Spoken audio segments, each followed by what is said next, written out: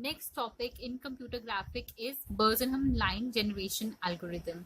This algorithm helps us in drawing lines and circles. Fine. So what we do is that we choose the pixel which is close or near to the considering point. Over here we have taken one example. This is a line which we want to represent, and this is the considering point. As we can see that this point lies between these two pixels, so we do not know which one will represent this point perfectly, this one or this one. But in this algorithm, what we choose the pixel which is closer to this point. So here we can see that distance d1 and distance d2. Distance d1 is less than d2 and the distance between these 2 points is less. So we can say that this pixel is closer to this considering point. So we choose this pixel to represent this line. Fine. We have number of steps in this algorithm which we need to consider. So here we can see firstly that this point is represented as xk, sk. This is sk plus 1. This is yk, and this was yk plus 1. So the point which we are representing, it is denoted as xk plus 1 comma y. Suppose this is y and this was xk plus 1. So this point lies on xk plus 1 and y. Fine. So these are the points. And what we do, firstly we take the initial values of xk of these.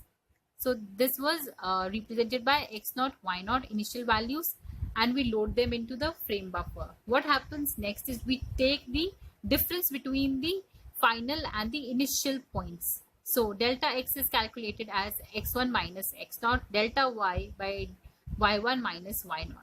Then what happens next is we calculate the decision parameter, which is represented by p0, and it is equal to 2 delta y minus delta x. So this is the parameter which helps us in finding out the next value of x and y, which will represent the next coordinate of that line. So we take initial value of k to be 0 at starting, and then we perform certain tests. What are these tests? What are these conditions? Let us see. Conditions: when we calculate the decision parameter from here by calculating this, if we get the value of pk less than 0, then what happened? We increment the value of x by 1, but y remains constant. Fine. So which means that the x becomes xk plus 1 and y remains yk. And the next value of the decision parameter becomes the initial value of decision parameter plus 2 delta y. In the similar way, if the value of the decision parameter it is greater than 0, then what we do? We increment both x as well as y by 1.